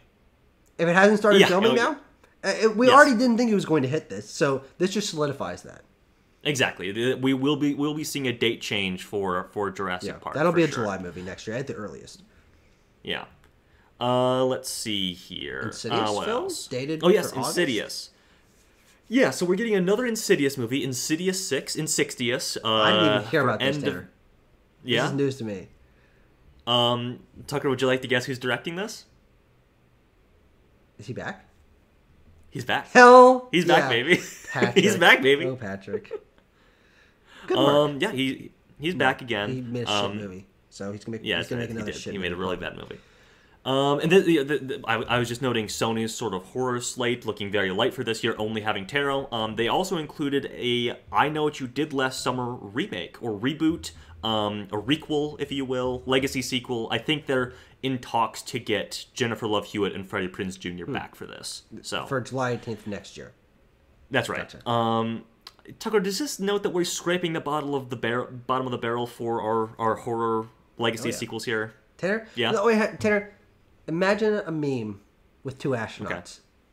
Okay. Always have been. There have always been what the hell is this horror remakes. Yeah. It's always happened. And so it's always going to keep happening. Tanner, we just got Don't Tell Your Mom the Babysitter Dead. That's a good point. Always happening. This is not new. But I'm just talking like bringing the actors back in. Sure. Oh, that's fair enough. Yeah. It's not like this is Halloween or The Exorcist or anything. This is I know what you did last summer. Of which I have seen all those films. There's 3 films. I've seen all of them. This is one of the few binges you did without me, so I've not seen any of those movies. I forget where you were at the time that we did this, but out. Boy. Yeah, he was out. He was out getting groceries or something, probably. All right. What else we got? Oh, yeah. I was probably out, like, making money and screwing chicks or something while you were watching that. Oh, hell yeah. He loves making money and screwing chicks. Oh, Christ. Blumhouse. More horror slate here. Blumhouse's 2025, in terms of, their sequels, will include Megan 2.0, which got kicked from January of 2025 to a hot summer date of June 27th. The Black Phone 2 did have that spot, but has now been, that is their Halloween release next year for October 17th. And Five Nights at Freddy's 2 is releasing in early December? Now, I am not Jason Blum, and Jason Blum knows this better than I do. So, he knows how to make some crappy movies, but he also knows how to budget and put movies out. So I'm not criticizing him in that area. But I would say that in my mind, I would go early October Black Phone, late October Five Nights at Freddy's, and just dominate that month. Because early December Five Nights at Freddy's makes no goddamn sense. Tanner, what was the last early December horror movie you watched? Not Violent Night. The only one I think it was I was gonna say Violent Night, but that's also not really a horror movie. It's like an action movie. I guess it is. But like early December is famously like a dead spot at the box office. I mean, it's between Thanksgiving and Christmas. Yeah, but I also gotta say, I actually give them props here though, because if you're putting out Five Nights at Freddy's 2, people are gonna go see it, and so this is probably gonna be the biggest release ever for that slot in the year. People are going to go see that fucking movie. So this is bold. Was it bold strategy? We'll see how it works out for him. Exactly. I really hope though that this is not somehow, some way. I assume they have a pretty good production time on this. I hope this does not mean Five Nights at Freddy's 2 gets accidentally kicked a month and ends up being a January movie. No, I mean, they don't want to do that in January because December and January is going to be fucking Avatar time, baby. That's a great point. Yeah, so you have, 2-3 weeks for Five Nights at Freddy's to be the big dog and then to clean up. Jim. Big Jim coming in. All right. Mike Flanagan, let's see. Exorcist. More horror news, Mike Flanagan is going to direct a radical new take on The Exorcist for Blumhouse. This means, I think they quietly confirmed this. I mean, this is a good news, bad news sandwich from Blumhouse here. They were like, hey, Mike Flanagan's making an Exorcist movie. Also, we're sort of ditching The Exorcist Deceiver for next April. That's not coming out. Next April it was supposed to come out? Yeah, it was supposed to come out in April 2025. So, I bet that this decision came as they were looking at, oh shit, we need to start shooting this in like 2 months. Actually, that's just... And famously, I think in early this year, they kicked off, or David Gordon Green left the project as director. It was probably both. Yeah, it's probably both. So, yeah, they were just like, Mike Flanagan... We're ditching the trilogy that we purchased for, oh god, what was it, like $100 million they purchased that for? Yeah. They're kicking that to the curb, and Mike Flanagan's just doing another Exorcist movie. Tanner? So, are you ready for the best Exorcist movie since, well, we really love 3, but probably the most culturally relevant and best Exorcist movie since the first one? Absolutely. Absolutely. And you know what? This is something that I've been waiting a long time for, and not necessarily a good Exorcist movie, because I don't particularly care for continuing these IP in the way that they have. But Mike Flanagan to direct a film, because people love what this guy does on Netflix. And I have not seen any of it because I don't watch Netflix and don't watch TV. But he makes these original limited series things, and they're supposed to be really, really goddamn good. And I'm like, The Haunting of Hill House, Bly Manor, he would be the best modern horror director if he was just making these into 2-hour movies. That's right. And here it comes. Did he direct Dr. Sleep? That sounds right, actually. Yeah, that sounds right. Yeah. He did Dr. Sleep in 2019. But yeah, I mean, otherwise, he's been in the pocket of big Netflix over there. Oh, and he also did Hush. I love Hush. That's a great movie. Oh, that's right. Interesting. Okay. So this is what I was talking about in wanting to get some different industry stuff in here. I want to talk about the Stream Saver Bundle. As streaming, which is not something that we talk about a whole lot on this show, other than, hey, this movie's going to streaming. Remember we had a this month in streaming thing, like the first couple months we did this, and we just stopped. We're like, we don't give a shit. Yeah, that's right. Streaming has also been a sort of fledgling industry, a fledgling business, and so, buddy, we're going back to cable. We're getting cable bundles, baby. We are bundling together the Comcast Stream Saver bundle, which is going to include Netflix, doing the heavy lifting in this one, Peacock, and Apple TV Plus. It'll be available for $15 a month for the ad-supported tiers of all those services. That's really interesting. And I believe this is actually not the only bundle. If I recall correctly, there's some sort of Disney Plus and someone else bundle. The Disney Plus, Max, and Hulu are also have a bundle pending. They have not announced the price for that yet. But it's also interesting that Netflix that this Comcast bundle announced their price first because I think that might incentivize They Disney can't go and lower though. Max They can't go lower. To undercut. They to undercut? No, they can't. Well, think you might. Here's the thing, man. Yeah. This is very interesting news. Mm-hmm. But this can't. Will this help them? So I've heard some people talk about this about this bundling. How thing. is this possibly going to make them more? What the business thinking here is? It is believed is. There's a lot. I don't know how many people do this, but I've heard a number of people people who are a bit more financially minded. Yeah. What they'll do is they take advantage of this month-to-month system basically, where they're like, I have a show on Netflix that I want to watch. I will subscribe for a month for $14, and then I will cancel my subscription at the end of the month. Mm-hmm.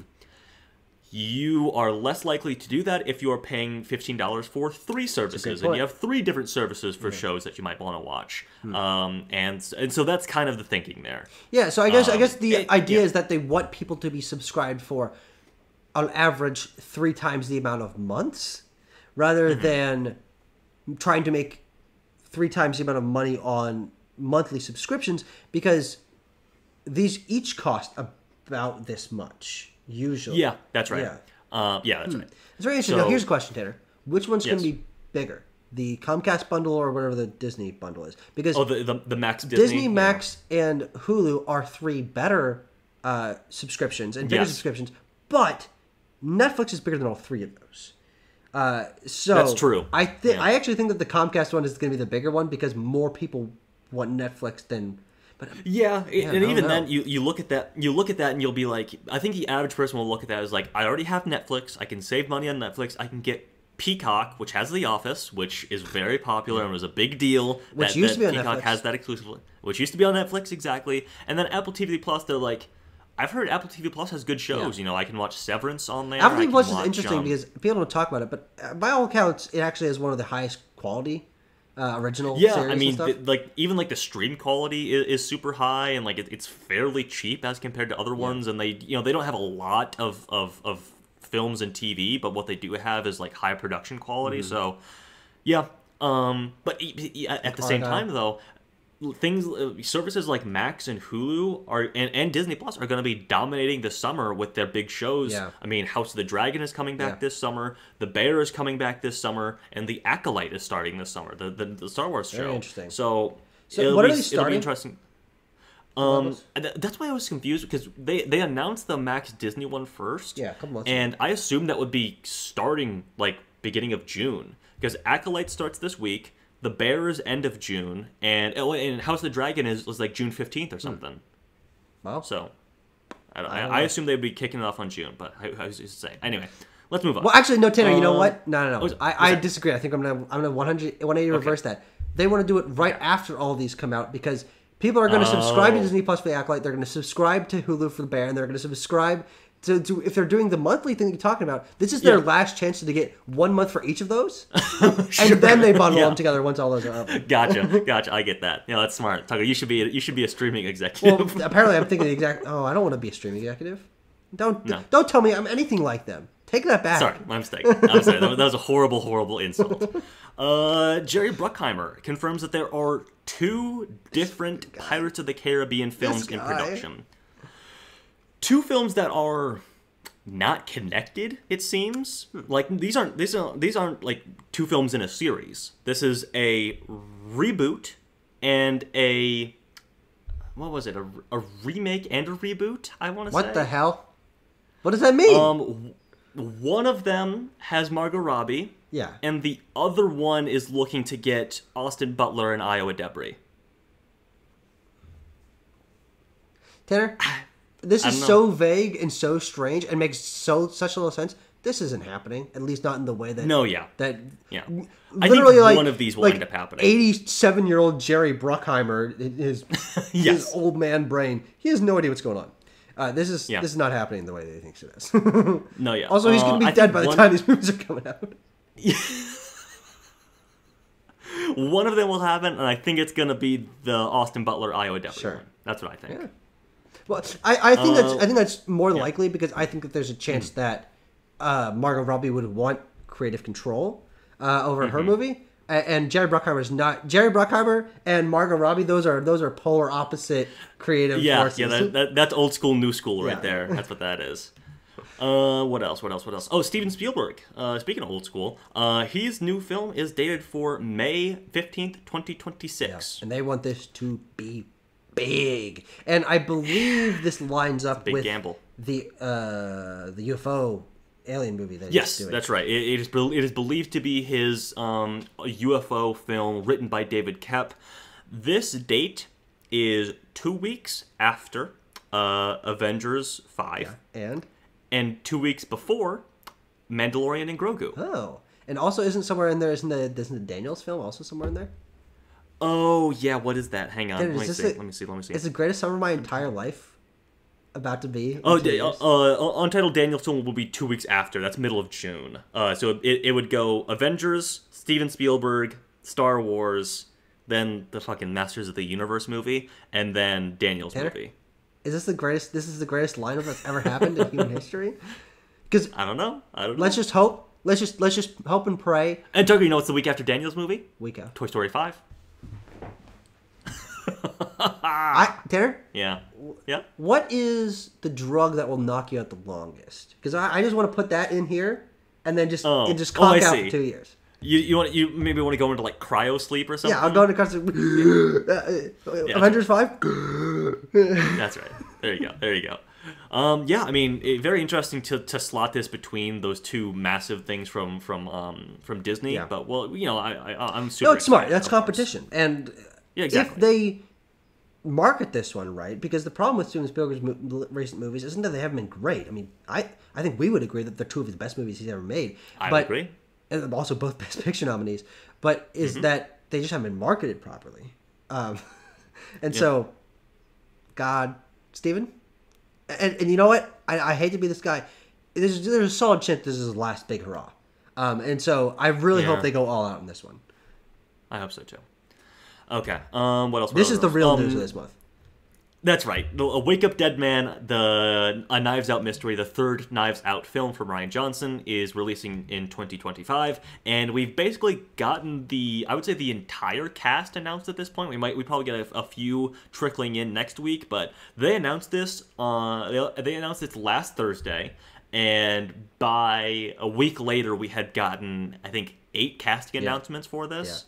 Yeah. Those casting announcements include Jeremy Renner, Mila Kunis, Josh O'Connor, Kaylee Spaney, Glenn Close. Who else? Oh God, I'm forgetting one of these. Andrew Scott. Thank you. Yes. And Kerry Washington. Yeah, that's right. Who's Kerry? She's the only one I didn't really recognize.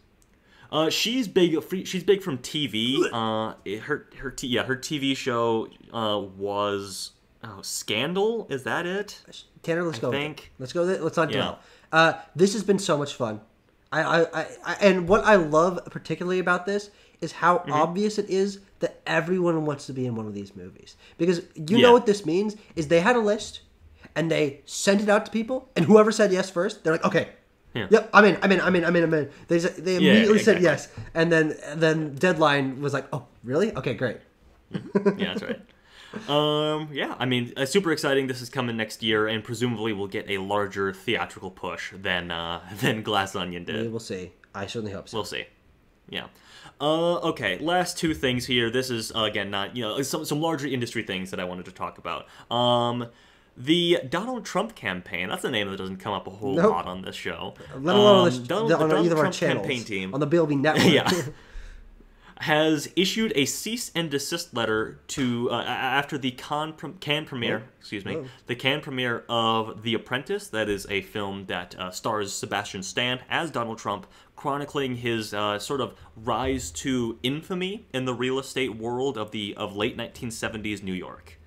I've heard, I don't know, if, spoilers, if this is like actual things that happened. That is the case of the cease and desist here. That it's some questionable scenes, some scenes that display his violence and vice from Donald Trump. That is being questioned here. One of those scenes would be him sexually assaulting his wife at the time, and then also abusing drugs, amphetamines specifically. Both of those are scenes in the film that got described in reviews and stuff like that. Yeah, exactly. Word got around to Donald Trump, and so he issued a cease and desist. Now, what I really wanted to talk about here is the fact that this would presumably be a big Oscar player for this year. We're in an election year. You put this out in November, awards season slot for this. You're gonna get a lot of. You're gonna be the hot button movie of the season, essentially. But what is scaring a lot of studios away from picking this up would be legal action from Donald Trump. That's not going to stop because exactly he has an infinite pool of money and he has a bunch of lawyers, and just stick a couple on this and have them hound the studio for 2 years. Yeah, exactly. Yeah. And fucking knock on wood, if he wins the presidency again, you're a major studio who has made an enemy of the president of the United States. Wait, hold on. Doesn't knock on wood mean that you're hoping for that? Oh wait, no. Whatever would indicate that I am not hoping for that is what I would say. Knock on wood that he doesn't win the presidency. Yes. Well, knock on wood that he doesn't win the presidency. Knock on wood that he goes to goddamn jail and he can't. Yeah, I mean that's the ideal scenario. He could fucking sick the what do they call that? The financial boys, the financial cops. Yeah. They could sick those on the studios. You don't want that. But anyway, just really interesting news that I wanted to note here. I wonder if we'll ever see this movie. Yeah, that's what I'm interested in. And finally, in studio merger news, Skydance, owned by the son of a billionaire, David Ellison, has updated their deal to purchase Paramount. This deal, I think, it wasn't like a whole lot more cash they piled on top. It was basically just like they wanted to give less money to the current owners of Paramount and spread it more around to like the stockholders and stuff like that. So I would say that we could see this deal coming at some point this year, probably. Skydance and David Ellison will be the new CEO and owners of Paramount. Which, if this is going to happen, is better than the alternative, which is that Sony would be purchasing Paramount, which would ultimately probably mean something like what happened with Disney in 20th Century, which is that less movies released, and Paramount would maybe be reduced to a smoldering pile of ash as compared to what they once were. That's interesting because Paramount's bigger than Sony.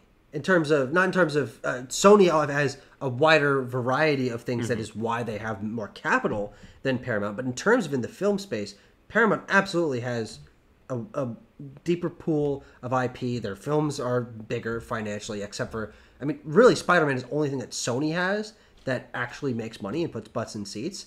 And so I almost think that there'd be a chance, if that were to happen, that Paramount would be the one where they would be focusing much more of their efforts. Because if they've got the capital and Paramount has the IP and the studio talent and things and the deals, we were just talking about how the deals that they have. Yeah. I think that Sony, who just they just have like a sort of slapdash together slate of like horror and romance and shitty blockbusters and bad boys. Yeah, that they would be the one that would their output would suffer. Which. But this, I don't want that to happen. I'm crapping on Sony. Knock on wood that doesn't happen. But I don't want a murder. Yeah. All right. Tucker, let's wrap it up here. Let's look knock at on wood that mergers go the way of Donald Trump. That's right. Go to prison. Yeah. All mergers go to prison. June 2024, Tucker. We are seeing the release of films such as On June 7th, Bad Boys Ride or Die and The Watchers from Ishana Shyamalan. There's also the release of The Exorcism, the aforementioned Russell Crowe exorcism movie. June 14th, the big release is Inside Out 2. Nobody's really coming out on that date. June 21st is Kinds of Kindness and The Bike Riders, a very interesting release week in the middle of summer. And then June 28th is A Quiet Place Day 1 and Horizon, an American Saga, Chapter 1. Bizarre month, very interesting. There's going to be a lot to talk about here.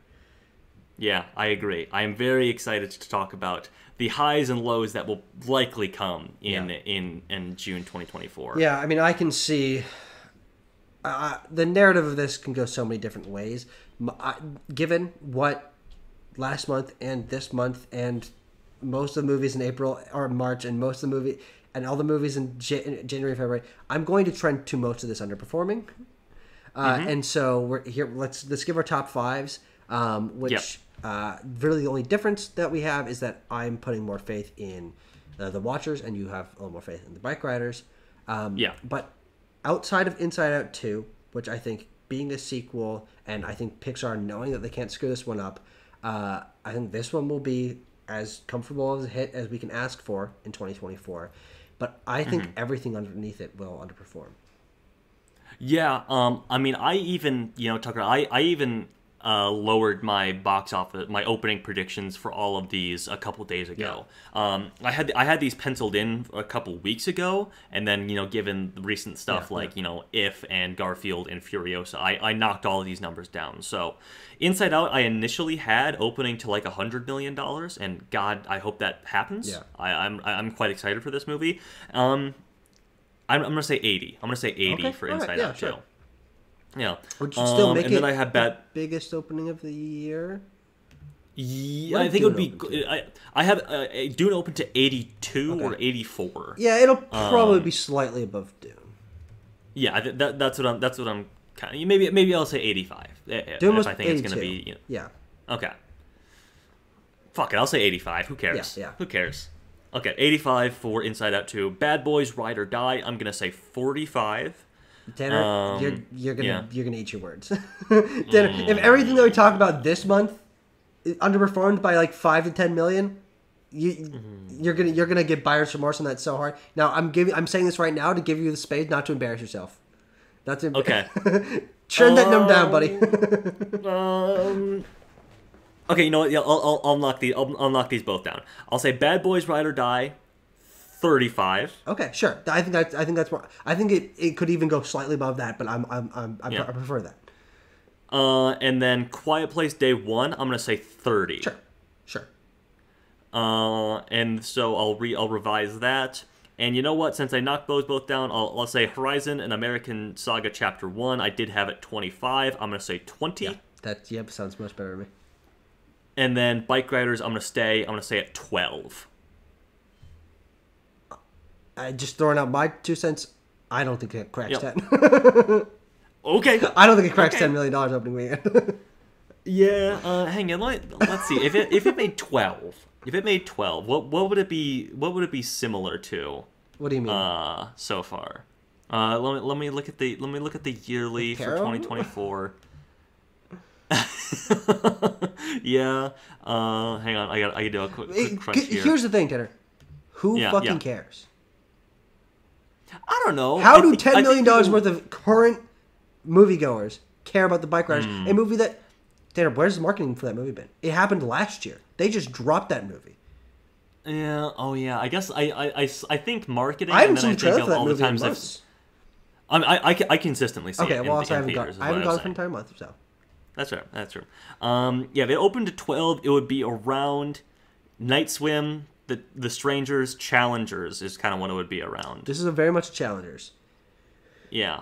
I think the best case scenario is this is a Challengers. I think it's a Challengers opening. I don't think it's a Challengers hold. I don't think it's a Challengers conversation. Well, yeah, that's fair. So okay, sure. 12 is fine. I'm still going to my prediction, which is it's not going to crack 10, but we're not too far apart, really, ultimately. Yeah. And you get the Watchers in there instead. And yeah, for me, since we're doing this, I'll say the Watchers makes 12. Which would still I can dig that. Not be great. I mean, that kind of movie should do bigger than that, but I mean, it'll be very profitable, so that's not much to worry about, I would say. But anyway, Tucker, that was May. That was May. We went long on this one. There's a lot to discuss here. There was a ton of movies to talk about. There was a ton of movies to talk about and a lot to talk about for each of them. Yeah. Again, like I said, everyone was doing their box office doctoring, so it's only fair that we did that as well. I'm sure we'll be continuing to talk about these trends and these issues in June and July. Yeah. But time will tell. We will be returning same time next month to talk about these films, see how we fared, see how the box office is faring. Same back channel. That's exactly right, Tucker. That's exactly right. How is it taking me 4 years to come up with that? Thank you so much for watching. We'll catch you next time.